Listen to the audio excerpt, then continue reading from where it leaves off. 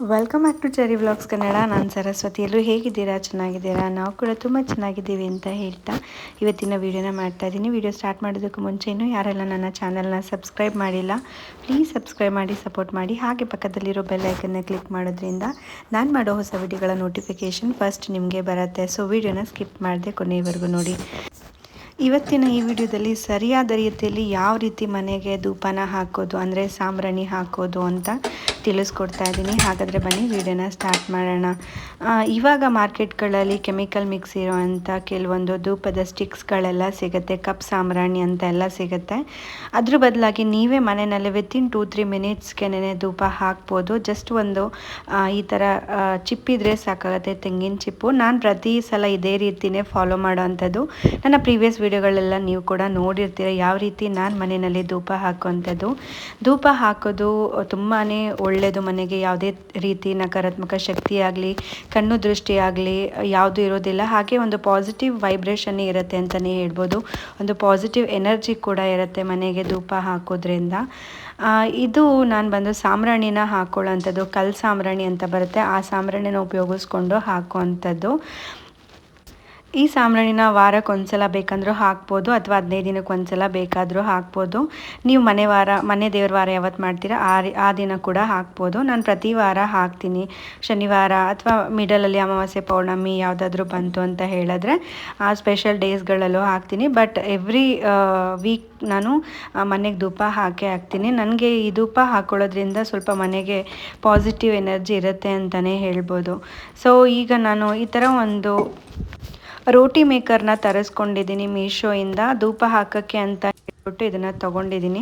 ಇದನ್ನು gas stove ಮೇಲೆ ಇಟ್ಟು ಒಂದು ಚಿಪ್ಪು ಒಂದು 2-3 ಸೆಕೆಂಡ್ಸ್ಗೆಲ್ಲ ಫುಲ್ ಬರ್ನ್ ಆಗಿಬಿಡುತ್ತೆ. ಸೊ ಅದು ರೆಡಿ ಆದಮೇಲೆ ಈ ಥರ ಒಂದು ಧೂಪ ಹಾಕೋದಕ್ಕೆ ಅಂತಲೇ ಸ್ಟ್ಯಾಂಡನ್ನ ತೊಗೊಂಡಿದ್ದೀನಿ. ಇದು ಜಸ್ಟ್ ಒಂದು 25-30 ರೂಪೀಸ್ ಇರ್ಬೋದು. ಕಬ್ಬಿಣದ್ದು ಇವಾಗ ಸೌಟ್ಗಳೆಲ್ಲ ಹಾಕ್ತಾರೆ ಕೆಲವೊಬ್ಬರು ಮನೆಗಳಲ್ಲಿ. ಸರಿಯಾದ ರೀತಿ ಅಂತ ಹೇಳಿದ್ರೆ ಈ ಥರ ಮಣ್ಣಿಂದಲ್ಲಿ ಹಾಕಿದ್ರೆ ತುಂಬಾ ಒಳ್ಳೆಯದು. ನೋಡ್ತಾ ಇರ್ಬೋದು ನೀವೇ ಕೆಂಡ, ಒಂದು ಚಿಪ್ ಹಾಕಿದ್ದಕ್ಕೆ ಎಷ್ಟೆಲ್ಲ ಒಂದು ಕೆಂಡ ಆಗಿದೆ ಅಂತ. ಇದಕ್ಕೆ ನಾವು ಕೆಲವೊಂದು ಸಾಮಗ್ರಿಗಳನ್ನ ಹಾಕಬೇಕಾಗತ್ತೆ. ಸರಿಯಾದ ರೀತಿಯಲ್ಲಿ ಧೂಪ ಹಾಕೋದು ಇದೇ ರೀತಿಯೇ. ಸ್ವಲ್ಪ ನಮಗೆ ಬಿಳಿ ಸಾಸಿವೆ ಬೇಕಾಗತ್ತೆ, ಹಾಗೆ ಪಲಾವ್ ಎಲೆ ಬೇಕಾಗತ್ತೆ, ಸ್ವಲ್ಪ ಚಿಟಿಕೆ ಅರಿಶಿನ ಬೇಕಾಗತ್ತೆ, ಒಂದು 5 ಲವಂಗನ ತೊಗೊಂಡಿದ್ದೀನಿ, ಒಂದು 3 ಯಾಲಕ್ಕಿನ ತೊಗೊಂಡಿದ್ದೀನಿ, ಹಾಗೆ ಸ್ವಲ್ಪ ಸಾಂಬ್ರಾಣಿ ಪುಡಿನ ಕುಟ್ಟು ಪುಡಿ ಮಾಡಿ ಇಟ್ಕೊಂಡಿರೋ ಅಂಥದ್ದು. ಇಷ್ಟು ಇಂಗ್ರೀಡಿಯೆಂಟ್ಸ್ನ ಹಾಕಿದ್ರೆ ಮನೆಗೆ ಏನಾದರೂ ದೃಷ್ಟಿ ಆಗಿರಲಿ ಅಥವಾ ಏನಾದರೂ ನಮಗೆ ಇವಾಗಿನ ಭಯ ಏನಂದರೆ ಮಾಟ ಮಂತ್ರ ಇದೆಲ್ಲ ಮಾಡಿಸೋ ಅಂಥದ್ದು. ಜನ ಏಳ್ಗೆ ಆಗ್ತಿದ್ರೆ ಸಹಿಸೋಕ್ಕಾಗದಿರೋರು ಏನೆಲ್ಲ ಮಾಡ್ತಾರೆ ಅಂತ ಇವಾಗ ನಿಮಗೆ ಗೊತ್ತಿರತ್ತೆ. ಅದೆಲ್ಲ ಕೆಲವೊಂದು ನಾವು ಪರಿಹಾರ ಮಾಡ್ಕೋಬೇಕಂದ್ರೆ ಈ ವಸ್ತುಗಳನ್ನ ಉಪಯೋಗಿಸ್ಕೊಂಡೇ ಹಾಕಬೇಕಾಗತ್ತೆ ಧೂಪನ. ಸೊ ಇಲ್ಲಿ ನಾನು 1-2 ಪಲಾವ್ ಎಲೆನ ತೊಗೊಂಡಿದ್ದೀನಿ, ಹಾಗೆ ಸ್ವಲ್ಪ ಯಾಲಕ್ಕಿ ಮತ್ತು ಲವಂಗ, ಅರಿಶಿನ, ಅದಾದಮೇಲೆ ಸಾಂಬ್ರಾಣಿ ಪುಡಿ, ಇದಿಷ್ಟು ಕೂಡ ಹಾಕಿ ನೀವು ಮನೆಗೆ ಪ್ರತಿ ಮೂಲೆನಲ್ಲೂ ಧೂಪ ಹಾಕೊಳ್ಳೋದ್ರಿಂದ ಮನೆಯಲ್ಲಿ ಏನೇ ಒಂದು ಮನಸ್ತಾಪ ಆಗಲಿ, ಕಲಹ ಇರಲಿ, ಮನೆಯಲ್ಲಿ ಒಂದು ನೆಗೆಟಿವಿಟಿ ಅಂತ ಏನಾದರೂ ಕಾಡ್ತಾ ಇರೋದು ಆ ಥರ ಏನಾದ್ರು ಇತ್ತು ಅಂದರೂ ಕೂಡ ನಿಮಗೆ ಎಲ್ಲನೂ ಕೂಡ ಪರಿಹಾರ ಆಗುತ್ತೆ ಅಂತಲೇ ಹೇಳ್ಬೋದು. ಸೊ ಈ ರೀತಿಯಾಗಿ ನೀವು ಮನೆಯಲ್ಲಿ ಧೂಪ ಹಾಕಿದ್ರೆ ತುಂಬಾ ಒಳ್ಳೆಯದು. ಇಲ್ಲಿ ನೀವೇ ಕೇಳಿಸ್ಕೊಳ್ತಿರ್ಬೋದು, ಮನೆಗೆ ದೃಷ್ಟಿ ಏನಾದ್ರು ಜಾಸ್ತಿ ಆಗಿದೆ ಅಂತ ಹೇಳಿದ್ರೆ ನಾವು ಹಾಕಿರೋ ಸಾಸಿವೆ ತುಂಬಾ ಸಿಡಿಯುತ್ತೆ ಅಂತಲೇ ಹೇಳ್ಬೋದು.